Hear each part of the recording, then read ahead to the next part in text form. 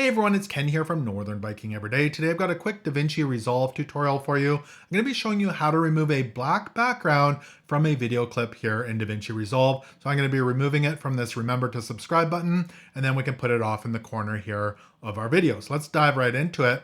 Now the first thing we're going to do is move our playhead here, this red line, to the middle of that clip. We want to be able to see it when we go over to Fusion.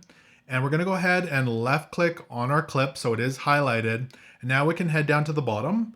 You'll see it says Fusion here. Just go ahead and left click on that. That'll take us over to Fusion. You can go ahead and left click on median 1 here if it's not selected already.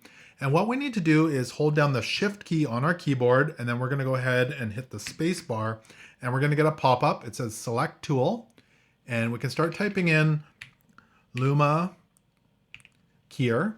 You don't even need to type in the whole thing. You can see it says Luma Keyer right here. We'll go ahead and left click on that.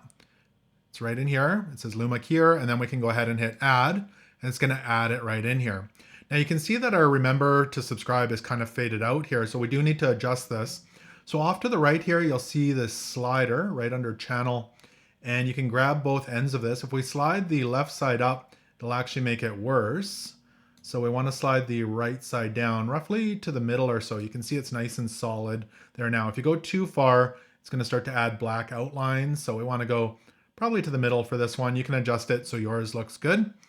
And then if we jump back over to our editing page here, you can see that the black background is gone. So from here, we can just go ahead and zoom it down, shrink it down, and I'll just put it off in the corner.